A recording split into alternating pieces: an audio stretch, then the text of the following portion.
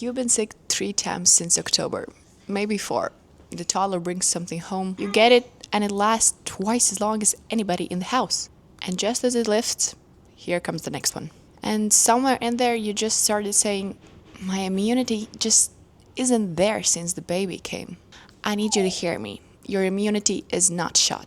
It didn't break.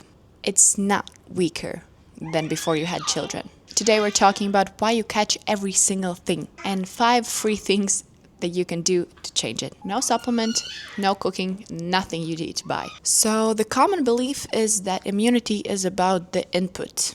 Vitamin C, elderberry, and some mushroom powder that somebody in the comments swears by.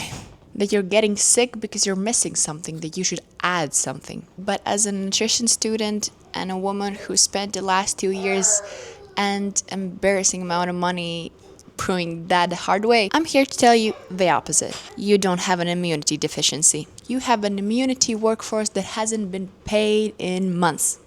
And you can't pay it with a capsule. It only accepts one currency. And it's sitting in your fridge right now. So, here's where we're going. First, I'll show you the actual biology. Why over 70% of your immunity lives in one place. What is it supposed to be fed? And why you're just run down is the least helpful of sentences. Then, 5 shifts. The number 2, I probably tattoo on myself. Stay for that one. So, let's get into it. So, here's a pretty new knowledge that over 70% of your immunity doesn't live in your bloodstream or your spleen. It lives packed tight behind the lining of your gut. And that lining between everything you swallow and you is 1 cell thick. That's it. A wall 1 cell thick running the length of a tennis court, with the majority defense force standing right behind it, shoulder to shoulder. Which means that the health of the wall is your immunity, not a metaphor for it. Sorry, someone got hungry. Okay, so what holds the wall up? Not what you think. Not protein. Not vitamins. Something that your body can't make on your own. And you have never once eaten it. Down in your colon, you have a crew. Trillions of bacteria. And they work a night shift that you never see. And you feed them fiber, which a thing that everybody misses is not a food for you, it's food for them. It goes past your stomach, past your small intestine, completely untouched, to your colon, like a delivery. And then the crew takes it, ferments it, and hands something back. Short-chain fatty acids like butyrate and acetate. That's their wage. And butyrate is the whole thing. Butyrate is the fuel that your gut lining runs on, not glucose like the rest of your body. Butyrate. Those cells are the only cells that get paid in currency that you cannot manufacture. And they only mint it if you pay them fiber. So follow this. No fiber, no wage. No wage, so follow this. No fiber, no wage. No wage, no crew. No crew, no butyrate. No butyrate, the wall gets thin. But here's the twist. A thin wall doesn't make your immunity quiet. It makes it the opposite. And that's the part that explains why do you actually feel the way you feel. Butyrate doesn't just feed the wall, it talks to the soldiers behind it. What's your immunity? You have a class of immune cells called the T regulatory cells.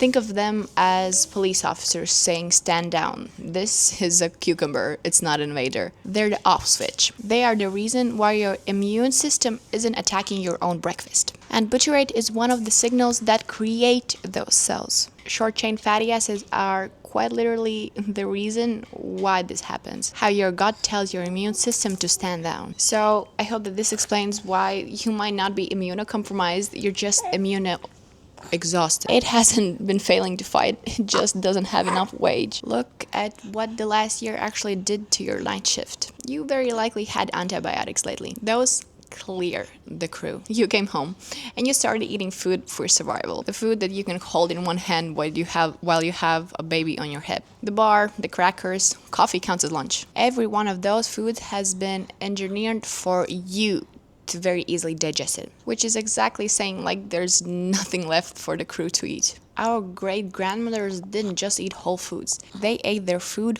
whole. What got stripped in the process was never meant to be absorbed, at least not for us. It was the part that we paid the crew with. And fragmented sleep, low force stress all the time, the crew felt it. So you got a workforce that got cleared and never rehired. Your body isn't broken, it's just responding completely rationally.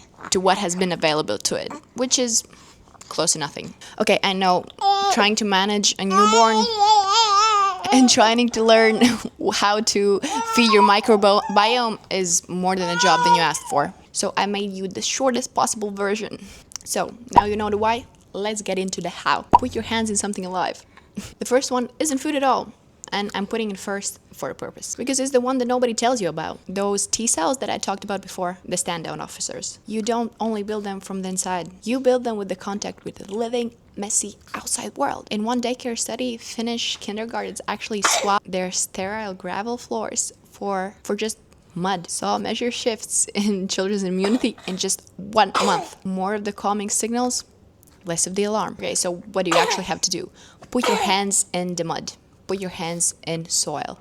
Do some gardening. Stop using hand sanitizers and antibacterial floor cleaners all the time. They have their place, but don't overuse. Take the baby outside, not just in the stroller, on the ground. Don't worry, it's good for them. You have been told that the world is a dangerous place, that you should sterilize everything. And it made you anxious, and it made you poorer, and it did not make you well. Your immune system was designed with a world with soil in it. So the second one is cook it, cool it, and then eat it. This is actually one of my favorite facts in nutrition. I was so surprised when I learned this. When you cook potatoes, rice, bread, or pasta, and then you leave it on a counter or leave in the fridge, the starch in it physically rearranges itself. It crystallizes into a form that your small intestine, which absorbs all the nutrients, can't digest it anymore. So it makes the delivery to your crew. Same potato, same rice. All you needed is some temperature and time. So the last night's potato or rice, just keep it in the fridge, reheat it the next moment, reheat it the next day. Do you see what this means? Every nutrition says, do fresh, do more, do extra. No, I'm here, sitting here with a baby in hand and saying, do less. I said in the start that you do not need supplements for this. And that's still true, because the next one outperforms every pill on the market. So the third one, something fermented in every meal. In Stanford trial, they took 2 groups. One group upped their fiber intake and the other fermented vegetables. The other group ate fermented foods, kefir, kimchi, sauerkraut. The fermented group's microbiome diversity went up dramatically, and 19 different inflammatory blood markers in their blood went down, including ones that stayed stubbornly high in exhausted people. So how do you apply it? Just in every meal, do a spoonful of sauerkraut, kimchi, a kefir, or start with a miso soup. So the fourth one, 30 plants, not 30 grams. Every fiber conversion you ever made was about numbers. 30 grams a day.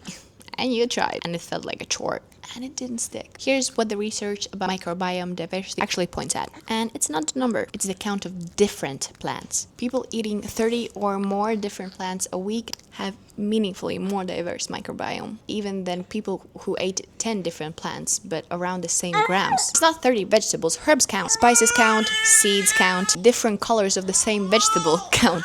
So stop counting grams and start counting kinds. So 5, stop starving the crew and feeding the wrong thing. In animal studies, when they cut the fiber off, when the crew gets no delivery for long enough, they get hungry and they turn around and start eating the mucus layer. They start eating the house. That's what months of grab and go actually does. It's not neutral. It's not optimal. It's workforce unpaid dismantling the house they're living in. So emulsifiers, the shelf-stable protein bars, those healthy oat milks, this is where you do less. When you start reaching for those easy foods, stop and think about your long-term health.